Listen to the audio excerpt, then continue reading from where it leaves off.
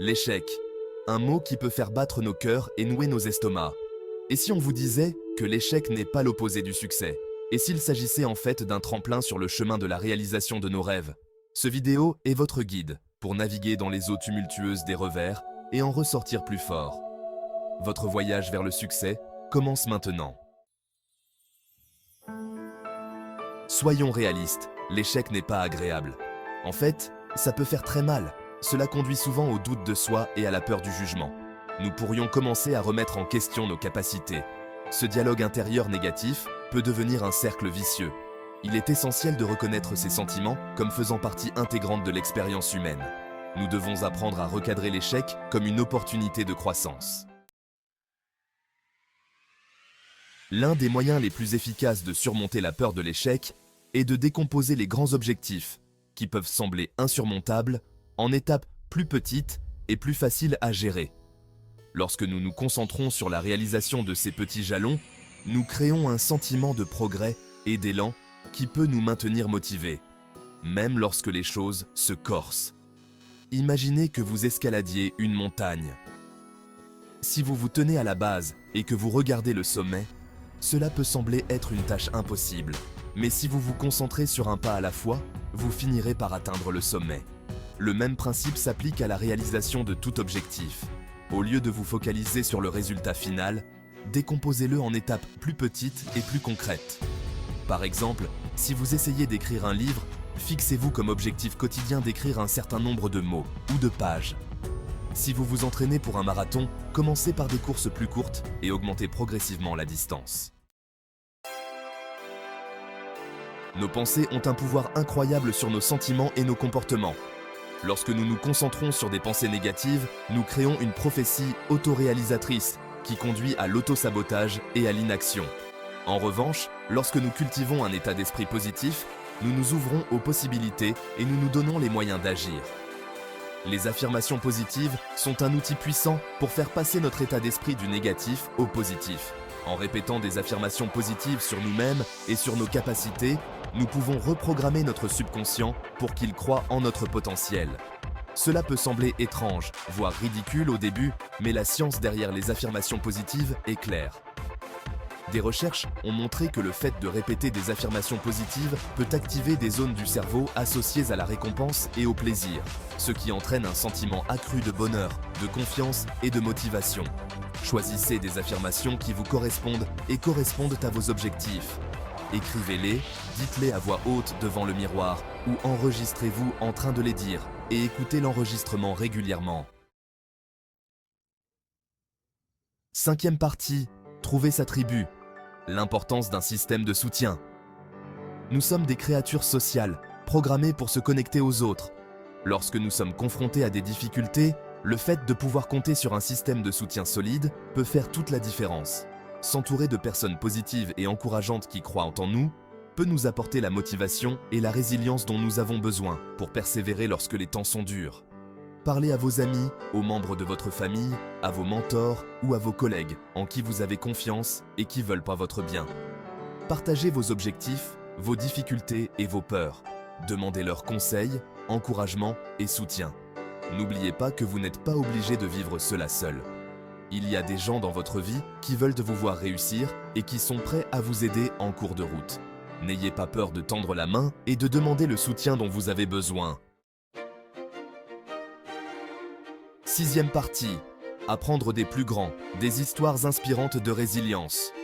Tout au long de l'histoire, d'innombrables personnes ont été confrontées à une adversité incroyable et en sont sorties plus fortes.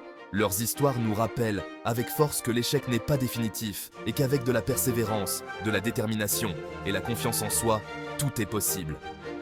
Nous allons explorer le parcours de deux figures emblématiques qui ont transformé leurs échecs en carburant pour leur succès. Les frères Wright, qui ont défié la gravité et révolutionné les voyages, et J.K. Rowling, dont les créations littéraires ont captivé l'imagination de millions de personnes dans le monde entier. Ces histoires ne sont pas censées être des récits de réussite surhumaine. Elles sont destinées à vous inspirer en vous montrant que des gens ordinaires, armés de passion et de persévérance, peuvent accomplir des choses extraordinaires. Septième partie, les frères Wright. prendre son envol après un échec. Avant de s'élancer dans le ciel, Wilbur et Orville Wright n'étaient que deux mécaniciens de bicyclette de l'Ohio, avec un rêve. Leur quête pour conquérir le ciel a été accueillie avec scepticisme, ridicule et d'innombrables tentatives infructueuses. Les accidents, les hélices cassées et le doute du public ont été leurs compagnons constants. Pourtant, les frères Wright ont refusé d'abandonner. Ils ont méticuleusement documenté leurs expériences, tiré des leçons de chaque revers et perfectionné sans relâche leur conception. Leur croyance inébranlable en leur vision, associée à leur éthique de travail sans faille, les a finalement conduits à Kitty Hawk, en Caroline du Nord, où ils sont entrés dans l'histoire. Leur histoire nous rappelle que le chemin du succès est rarement linéaire. Il est pavé d'obstacles, de détours et de moments d'incertitude. Mais c'est dans ces moments de défi que nous découvrons notre véritable force et notre résilience. 8e partie. De rejet en star de la littérature, J.K. Rowling. Avant qu'Harry Potter ne jette son charme sur le monde, J.K. Rowling était une mère célibataire qui avait du mal à joindre les deux bouts. Son manuscrit, le premier d'une série qui allait devenir culte, a été rejeté par de nombreux éditeurs. Beaucoup le jugeaient trop long ou trop étrange pour les jeunes lecteurs. Confrontée à des difficultés financières et au découragement de refus répétés, J.K. Rowling aurait pu facilement renoncer à son rêve. Pourtant, elle a persisté, animée par sa passion pour son histoire et sa foi en ses personnages. Finalement, une petite maison d'édition a donné sa chance à son manuscrit, et le reste, comme on dit, appartient à l'histoire. Le parcours de J.K. Rowling nous rappelle que le succès arrive souvent après une période d'incertitude et de rejet. Il nous enseigne l'importance de croire en nous, même lorsque les autres doutent de nous, et de ne jamais renoncer à nos rêves.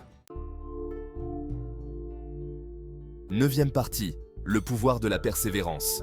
Adopter la stratégie à long terme. Dans un monde obsédé par la gratification instantanée, il est facile de se décourager lorsque le succès ne vient pas facilement ou rapidement. Nous vivons dans une culture qui célèbre les succès du jour au lendemain et les tendances virales, ce qui nous laisse croire que si nous n'avons pas atteint nos objectifs dans un délai court, c'est que nous avons échoué, d'une manière ou d'une autre. Cependant, le véritable succès se produit rarement du jour au lendemain. C'est l'aboutissement d'innombrables heures de dur labeur, de dévouement et d'engagement indéfectible, même face aux revers et aux difficultés. Cela exige que nous adoptions la stratégie à long terme, que nous nous concentrions sur le processus plutôt que sur le résultat, et que nous trouvions du plaisir dans le voyage lui-même. N'oubliez pas que chaque pas que vous faites, aussi petit soit-il, est un pas dans la bonne direction. Chaque obstacle que vous surmontez vous rend plus fort, plus résilient et mieux armé pour faire face aux défis futurs. 10e partie. Rebondir. Cultiver sa résilience face à l'adversité. La résilience est la capacité à rebondir après un échec, à s'adapter aux changements et à aller de l'avant même lorsque les choses se corsent.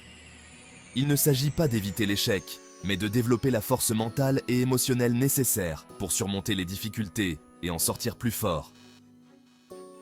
Cultiver sa résilience est un processus continu. Cela exige que nous développions un état d'esprit axé sur la croissance, que nous considérions les défis comme des occasions d'apprentissage et de développement, et que nous cultivions l'autocompassion et la patience. N'oubliez pas de célébrer vos succès, aussi petits soient-ils. Prenez le temps de reconnaître vos progrès, d'apprécier le chemin parcouru et de vous féliciter pour votre travail acharné et votre dévouement. 11e partie. Conclusion. Votre voyage vers le succès commence maintenant. Comme nous l'avons vu tout au long de cette vidéo, l'échec n'est pas l'opposé du succès, il en fait partie intégrante. C'est par nos échecs que nous apprenons, que nous grandissons et que nous découvrons notre véritable potentiel. En tirant les leçons de nos échecs, nous nous donnons les moyens d'accomplir de plus grandes choses que nous ne l'aurions jamais cru possible.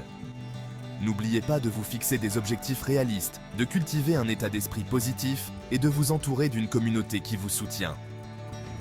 Inspirez-vous de ceux qui ont surmonté l'adversité et ne sous-estimez jamais le pouvoir de la persévérance et de la résilience. Le chemin du succès n'est pas toujours facile, mais il en vaut toujours la peine. Croyez en vous, faites confiance au voyage et n'abandonnez jamais vos rêves. Votre voyage vers le succès commence maintenant.